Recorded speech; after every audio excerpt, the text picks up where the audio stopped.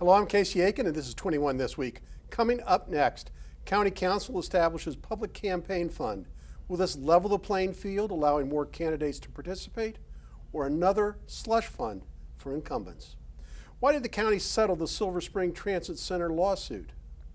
Purple Line construction remains on hold as state cuts back on spending. Medical marijuana industry on hold as a disgruntled bidder alleges racism. And the tragic and senseless death of Richard Collins. Was he murdered because he was black? Our panel of insiders will give you the story behind the story. We're joined by the Dean of Democratic Politics, Sam Statland. Past President of Progressive Maryland, Elbridge James. And Secretary of the Maryland Republican Central Committee, Mark Uncapher. Stay tuned for these stories and more on the next 21 This Week.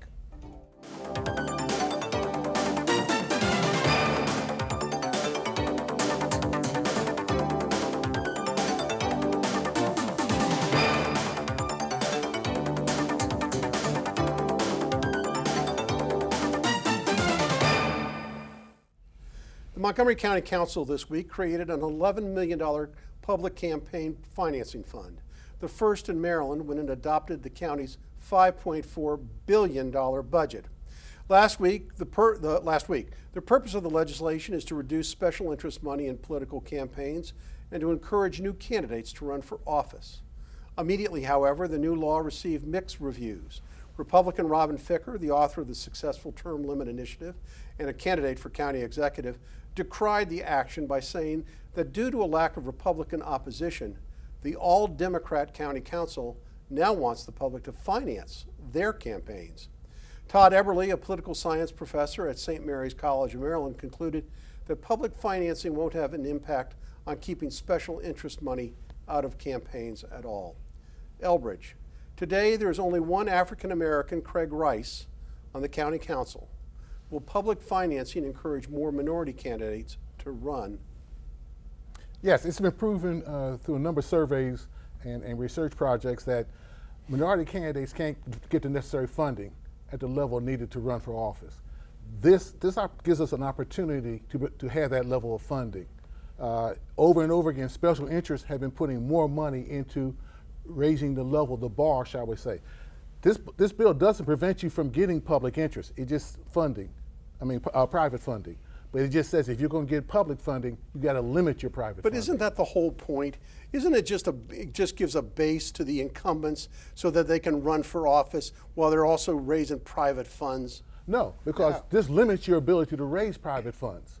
You can't have that. All it says is that you'd have to take small donations. You have to take you small ever hear donations. of bundling? You can have bundling. In fact, you can have outside sources who in your name will still campaign for you.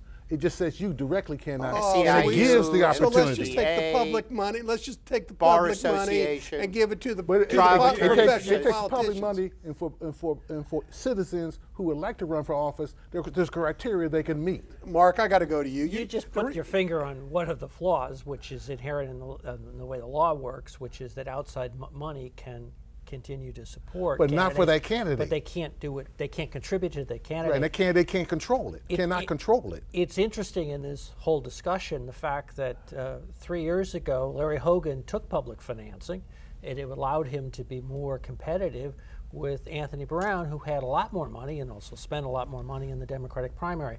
So I think that it's hard. It's hard to tell exactly how all of this will end up shaking out. I want Sam to wrap it up. Sam, who is going to benefit from this legislation? Well, the first one to benefit are people who usually give more than $150 to a candidate, because now they can give less. But the incumbents benefit because most of them have a war chest, and their war chest is not affected, giving them more money and more opportunity to spend more on the campaign. It just amazes me how this county council loves to spend other people's money on their pet projects. All right, we got to go on to the Silver Spring Metro Transit Center. The construction of the Silver Spring Transit Center came to symbolize government ineptness when designing and completing public works projects. It was a disaster. The transit hub that was delivered 5 years late and over $50 million over budget was the focal point of bitter litigation as the county sued the contractors involved in the project, which included the big boys, Parsons Brickenhoff, Folger Pratt, the Robert B. Blader Company, and Fashina Construction. This week, the county agreed to settle this lawsuit for $25 million, considerably less than the $67 million it had sued for. Mark, there are those that suggest that it was apparent that the county was going to lose this lawsuit, and this is the best result to save face. I think that's right, if you want a short answer, but I think the more complex answer is that the county wasn't paying attention when the designs were done, and they were flawed, and this is a way of avoiding the political accountability 3 years ago by saying, well, we're going to sue on this, and at the last minute they've reached this settlement. When you add up all the consultants and legal fees that went into this lawsuit, the county really ends up with very little. But isn't this just, I mean, the fact that we don't have any public outrage over this is that this is just big business as usual because big government is inept and unaccountable. Well, there are agencies that can run construction projects. I think the county in particular was out of touch on this one. Sam, this looks like and feels like a loss and an admission by the county that the contractors weren't to blame for the taxpayer-funded white elephant. It was the county that screwed up. Is that a fair assessment? White elephant is definitely not a fair assessment because the transit center serves a great purpose of putting together, Mark, the Purple Line, public transportation, ride-on buses, reduces traffic coming into Silver Spring, and hopefully will increase people participating in public transportation. What gets me is the amenities. The public amenities also seem to have disappeared. There were supposed to be benches, places for people to sit and enjoy Silver Spring to encourage more commerce. It's gone. All you have is big green spaces. You have a big garage is what you have, Sam. A $67 million cost overrun garage. Elbridge, why aren't people more upset about the waste of public money? That money was already spent, that's number one. Number two, there was some reconciliation where some funds were given back to the county. And so this was like a lose-lose situation all the way around. I think for all the parties, they want to get out of it with something. Well, I'll tell you what, Elbridge, you give me $100 right now, and you go home and tell your wife that it was already spent, and you see if there's any outrage there. Those of us involved in Silver Spring, in the redevelopment of Silver Spring, looked at the transit center as a really keystone to further enhance commerce. And we were very upset about this transit center as it went up. But the problem is the more we complained, because it was a publicly funded project run by the county, we got no traction. We got very little news coverage. We got very little anger on the part of citizens whose money's being spent. Nobody knew about it, Sam. Nobody knew about it, Sam. But how do you not know about it? a They knew building? about it, but compared to other things in their life, they had no control over it, Correct. so they decided, I can't participate. Why didn't they vote some of the bums out? They couldn't figure out which bum to vote out if you want to know Exactly. the truth. What a disaster, huh? All right, coming up. Despite indications from the Trump administration that it will continue to fund $900 million toward the construction of the Purple Line, Maryland State Transportation Secretary Pete Ron ordered an immediate cutback in pre-construction work because of the ongoing litigation plaguing that particular project. Elbridge, federal judge Richard Leon dismissed most of the environmental lawsuits against the Purple Line, but required a new ridership projection study be completed before federal funding can be made available. Was that the right decision? No, I think he bending over backwards. He's going to delay a decision which is needed. You know, the metro goes basically north and south in terms of the subway. This is going for east and west, and that population still is there. We're talking about businesses on the west side of Montgomery County who are looking at availability of new employees to get to them, new customers to get to them, to go and use their services. And economic development that is already taking place around the proposed stops along the way, the stations. What this is a delay by NIMBYs who didn't want the project built, starting with the Columbia Country Club and the people that lived along the right-of-way, only, by the way, in Montgomery County. You never heard this fuss in Prince George's County. And this is just another delaying tactic. And this delaying tactic almost cost us $900 million in funding. Hopefully, this will be overturned by the courts. The judge will be vacated. The funding will come and we'll continue the project. Because the only thing, the spending that was stopped was spending pre-construction in anticipation of a court ruling.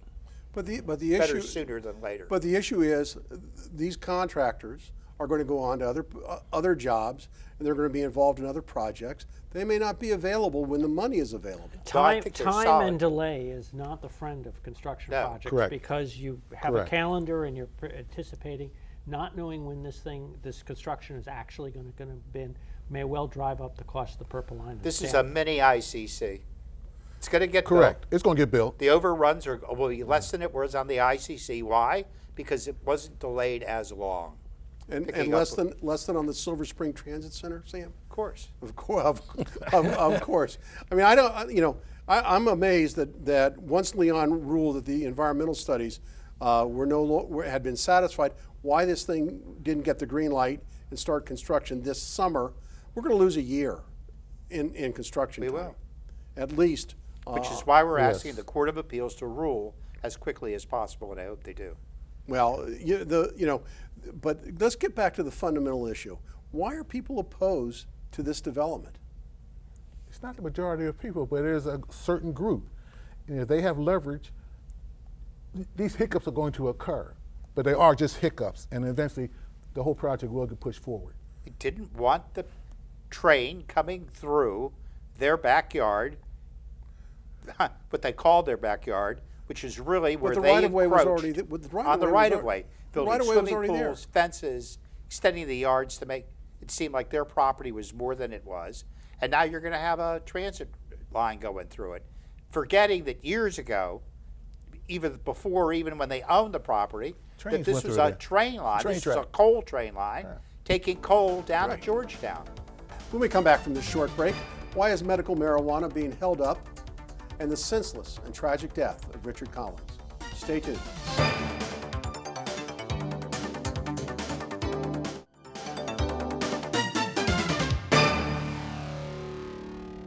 And welcome back. Early in my legal career, I learned that there was never certainty in government contracting until all the dissatisfied potential bidders litigated their grievances for not being selected. Thus, it is that 4 years after the passage of legislation that approved a medical marijuana industry in Maryland, Baltimore Judge Barry Williams ruled that the Maryland Medical Cannabis Commission is not permitted to grant any additional licenses until the court rules on whether the commission failed to include minority licensees. Sam, are there legitimate grounds to delay this industry from operating? Casey, I don't know whether there's legitimate grounds or not. I know that in the framework of establishing who would get licensing, minority businesses were mentioned, probably not strong enough to have a seat at the table. Obviously, once the thing was done, there's no seat at the table. What does that mean, strong enough to have a seat at the table? Well, they could have said that one of the manufacturers or growers and the retail outlets must be owned by minority groups, but it didn't say that. Well, actually, that would have raised some interesting legal issues. Part of the argument that goes is since there hasn't been this industry before, there has been no history of discrimination in the industry. So there's kind of There's been history of discrimination in, with in marijuana. in the marijuana industry Sure, because it not hasn't in been the a medical- No, not in the We're medical. talking but about in fact, in licensing, the criminal, government and who's licenses. been abused by the use of marijuana. We've had a history of the government attacking the minority community for its use of marijuana. That's a totally separate issue. Not in our Elbridge. community, because in fact, some of the laws that got put in place said if you have a criminal record, you cannot in fact participate in this. Elbridge, this is a crony capitalism issue. This isn't a criminal law issue. This is an issue as to whether or not who should get the cherry.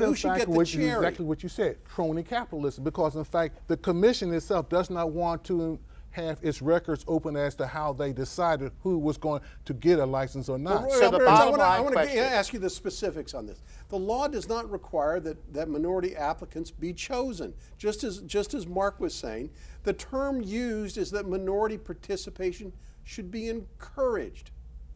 But then So open how your was there records. any Then discrimination? open your records and show how you Show in you did it. fact discriminated against So, or you but- did not have But minority applicants. isn't this a flaw in the law? Which is, if you're going to make it legal, then you set a criteria, and anybody who meets that criteria should be free to be able to go on. The fact that you have this cumbersome process where some people are selected or some entities are selected and some are not just invites this kind of back and forth. But That's the crony capitalism. Look, the question is was the process fair? That's what the judge ruled on. Was the process fair? No, the judge hasn't ruled on it Well, yet. I mean, that's what. But that's what he's going to rule on it. That's why it was stopped. And the commission So will is not, it- in fact, open its records on how they, in fact, decided to select someone. That's like being on a golf course and saying, okay, I'm going to give Joe and Jane and Sam these applications, and here's Peter who's not in the course. Well, you're out, Peter. Well, but wait a minute. It was no mystery that there were that Maryland had approved the medical marijuana industry and had set up a commission to grant licenses whether to grow or to dispense. This wasn't a hidden secret, Elbridge. But Casey, the commission does question not- is was yeah. the process Fair? Fair. That's it. I mean, if they put out an RFP, it's open to the world. Oh, just like the one that you're complaining about the transit center in Silver Spring. Didn't I hear you say when you were an attorney and public projects went on that it wasn't over till the court actions took place? Now you're striking a difference here. The whole point is Same that thing, Casey. Come somebody on. who didn't get their piece of the pie is always going to sue. That's the problem because here they didn't have to sue because a judge came in and said, "Wait a minute, is this fair? Show me." Nobody showed him. He said, "Now we're going to find out. Show me in court."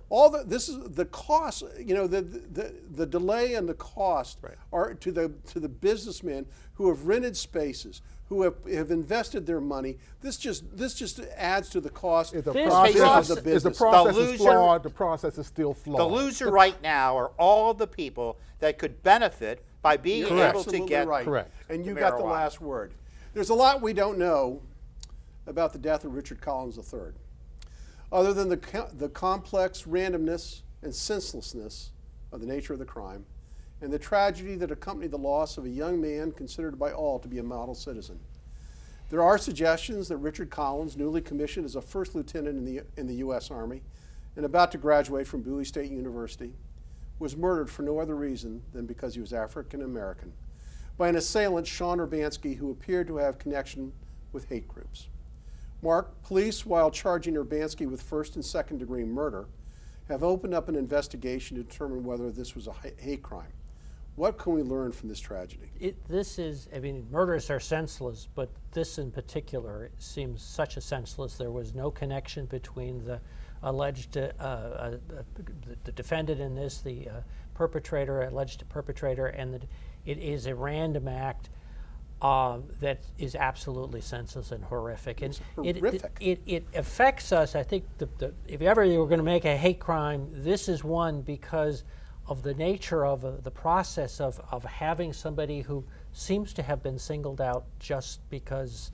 We don't know. Urbanski- We don't know yet. We don't know. We don't know We enough don't facts. know. We do know some of the exchange between the alleged perpetrator and the victim are curious. Obviously, the postings it just is really staggering in how bad it is.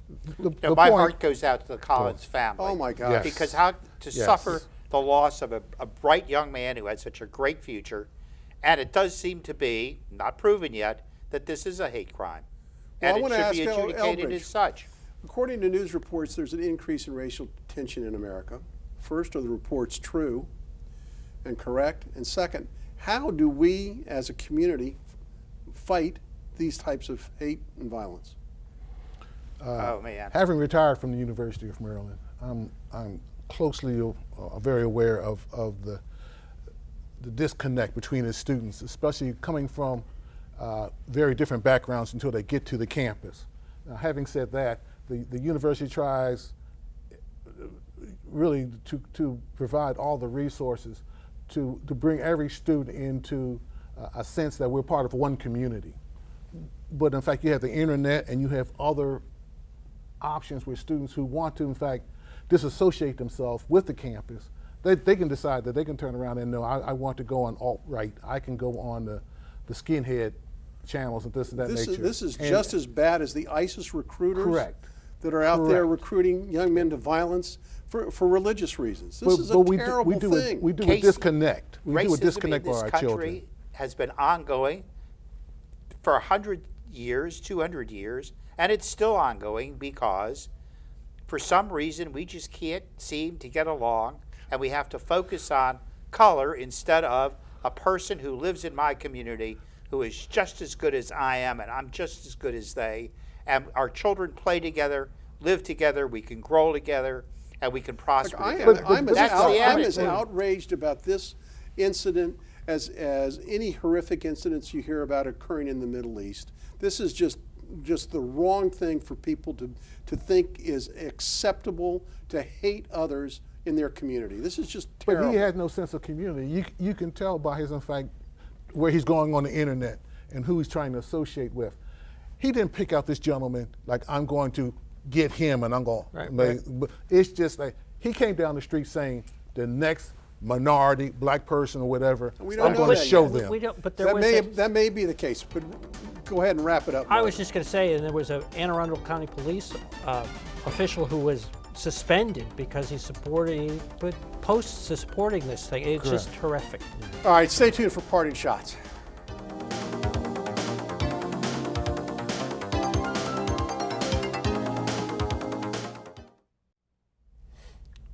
Welcome back. Once again, the political left is enraged by the actions of President Donald Trump. This time, it's the withdrawal of the United States from the Paris Climate Agreement and the further dismantling of President Obama's legacy. For the past 8 years, Republicans railed against the executive actions of President Obama, and now it's the Democrats' turn. I'm not here to debate the merits or lack thereof associated with President Trump's decision. I am here to point out that our federal government is on the point of collapse unless Democrats and Republicans in the House and the Senate begin to work with one another and the White House to achieve common goals. It's been said by many that the most difficult part of the presidency is to go about the slog of governing. The only way to form a legacy is to engage in the difficult work of lawmaking. President Trump needs to focus his attention now on binding the country together. Otherwise, his legacy will be undone by the next political amateur elected to his office. Now with parting shots, Mark Uncapher. This week we learned that Maryland House of Delegates Speaker Mike Bush is having a liver transplant. He's frankly been looking ill for the last couple of months. I think all of us in Maryland, he's the longest serving speaker, wish him well and have him in our prayers and hope for the best. Thank you, Mark. Elbridge James, your parting shot. On something we spoke about earlier, we're not just one state, we're not just one people, we're all people. And so we are a part of the United States of America. We are one large community. Don't isolate yourself. Be part of the community. Thank you, Elbridge. Sam Statland, your parting shot. I want to piggyback with Mark. Knowing Mr. Speaker Bush and working with him and knowing what a champion he's been, especially on a health care issue that now, of course, he's personally involved in. I hope his post-surgery recovery is well and that he serves the people of Maryland for a long time. Thank you, Sam. All good sentiments tonight. I want to thank the panel for being here. I also want to thank the audience for tuning in each and every week to Montgomery County's hardest-hitting political talk show. For 21 this week, I'm Casey Aiken.